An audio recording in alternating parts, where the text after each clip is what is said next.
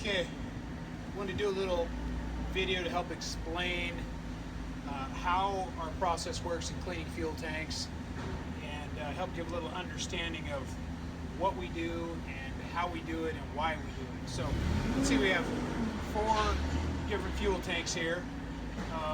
BMW tank shipped to us from New Mexico. This little tank that looks like a Honda tank, I'm not sure, from New Jersey.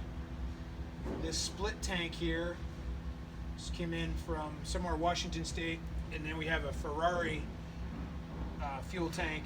I'll say it's a '66 Ferrari. We're cleaning for the vintage underground here in Eugene. So all 4 of these tanks have some sort of liner inside. So I'm going to come over and show, see if we can get kind of show inside when you see the color, the liner down in there. This one has some sort of glass looking liner way down in there. You can't really see it. You can't really see on this one. This one here you can definitely see inside the tank. Ugly, nasty liner. And then on this tank, we show right in the filler neck there. Yep, so you can see some sort of cream liner in there. Okay, so all of these tanks have got to go through a burn oven in addition to our normal process, so we can incinerate the liner to remove it. So I'll walk you through the steps of our process in cleaning these. First, we'll do our first clean, which is a heated chemical at or around 200 degrees. In there for 24 to 48 hours, high pressure cleaning. At that point, we'll send them over to our friends down the street that have a burn oven, and they'll go through the burn oven. Then they'll come back and go all the way through our process. We'll again put them into the heated chemical, do that cleaning process, and then fully clean, high pressure, fresh water. Then it's into an acid solution which treats the rust and neutralizes the cleaning chemical. Excuse me. So now this is where I kind of explain how we do it. That was what we do. Here's how we do it. So going into the heated chemical, we try our best to not put our hands in there. I know that might sound really strange, like putting your hands into a 200-degree chemical. We don't want to do that. So we use wires and chains. You see wire and chain on this. Smaller tanks, we wire to them so that we can lower them into the chemical. So when we do that, we got to pick the high point on the tank. First of all, we're going to look at each tank, and you can see each of these 4 tanks are very different. But the first thing we look for is where can we actually attach this wire? Okay, we got a couple points that are solid here, here, and here. We also look for the largest hole. Where is that? We want it lower.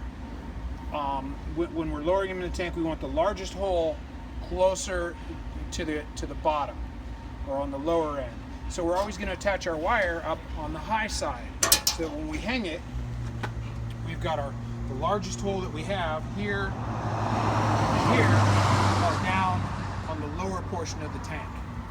So now you can imagine that if we're lowering this into any liquid, yes, it's going to fill through the filler hole and this hole, and then what's going to happen? You're going to have a bubble above that. Okay, that's why every tank we have to put a little hole. You can see the hole we put in there at or about the high spot of the tank, so that when we lower it into the chemical, it will fill completely or nearly completely. That way we can clean. So you can see that one. This tank, we only have one solid spot to wire to, right here. So when we wire to that, we've got the fill hole on the lower end, perfect. But then we have to put a small vent hole in it so that the air can escape, filling it with chemical so it will be clean. Trying to explain why we have to put a hole in your tank is the most difficult part of cleaning any tank. I'm trying to explain to someone why. And here's what I get on the phone. Well, my tank already has a hole in it. And when they say that, I think, really, genius? You don't think I know that? Because you have to get gas into it. It's a fuel tank. We know you're going to fill it with fuel. So we already know that there's at least one hole in your tank. So we really appreciate that help and advice on the phone. If you're getting a tone of sarcasm, it's because you hear it almost every time. You're thinking, don't you think we know that? I mean, you're calling us to clean your tank. We probably know there's at least one hole, typically 2 or 3. Now we have the Ferrari tank here. Being a bigger tank, we use chain instead of just the wire. We chain and wire, so that we're going to lift it with a forklift. So the first thing we look for is where's the large hole and where can we attach to it. So we have the large filler hole down there, and we can attach here. So we've chosen to put our chain here so that when we lift it, then we know our high spot right here, and there's the hole on this one. Now on larger fuel tanks, we will make the hole sometimes a little bit bigger to help speed the draining of it.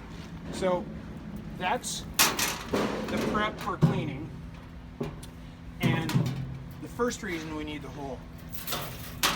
Now we're going to fill every tank full or nearly full of chemical, which means we also have to drain it of all that chemical. So what was first the high spot on the tank when we're lifting it, when we're cleaning it,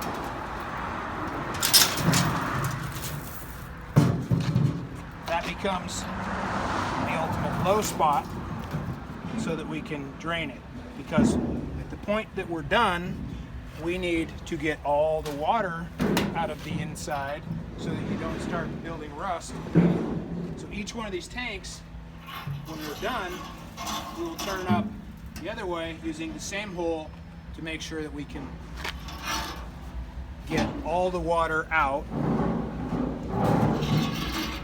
putting it at the low spot.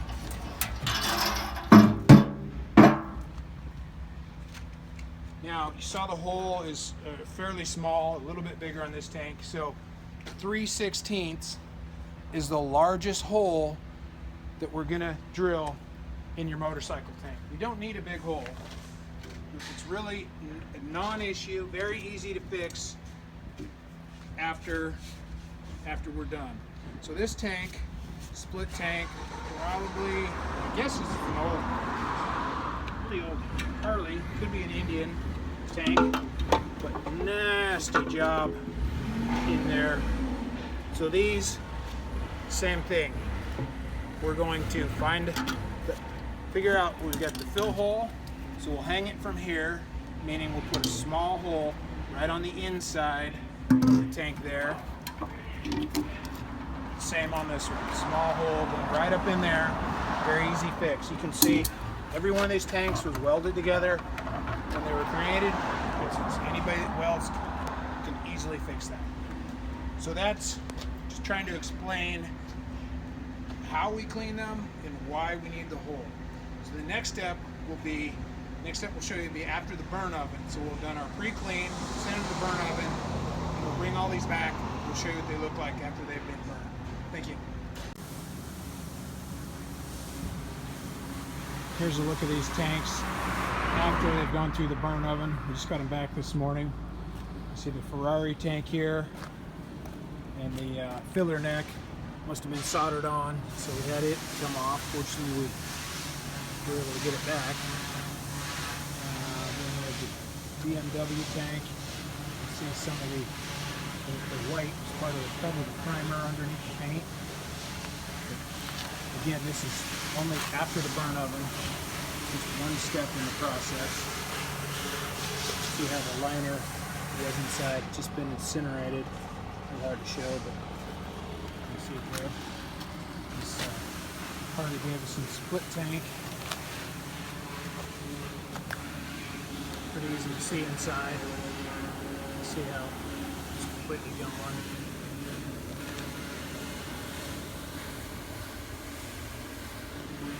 And I don't know what this tank is. I think from New Jersey. Maybe a Honda tank.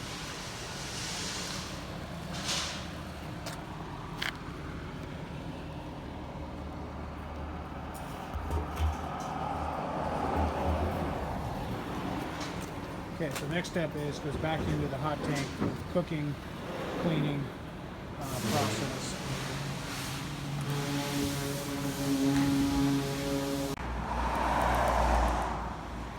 Here's a look at these tanks now that they're completed. We've got the Ferrari tank here in the back, Harley tank. I'm not sure this tank from New Jersey. Looks like a Honda tank. And BMW tank from New Mexico. So you've watched all the rest of the video. You see what they look like when they came in. We sent them to the burn oven, brought them back, ran them all the way through our process. And the key part of the burn oven is all of them had different versions of liners inside that we need to incinerate to get them fully clean.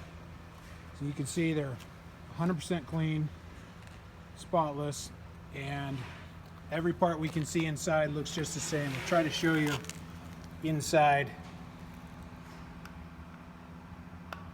You see, what you can see is just as clean on the inside. This Harley tank was loaded with stuff.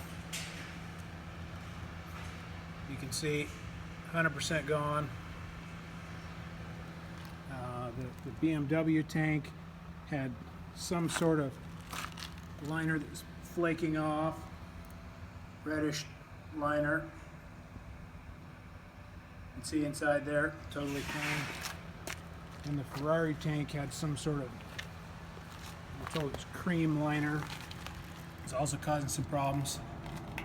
If you get an inside look here, you can see, get the focus here.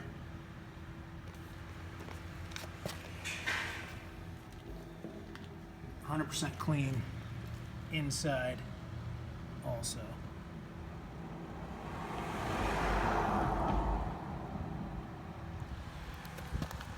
So the Ferrari tank, we did lose the filler neck, which had been soldered on due to the heat in the burn oven, but we prepared for that by wiring it to it. So now follow the process from start to finish, see how we clean, to learn how we clean, why we put the holes in them, and how they come out before and after with the liner. Thank you.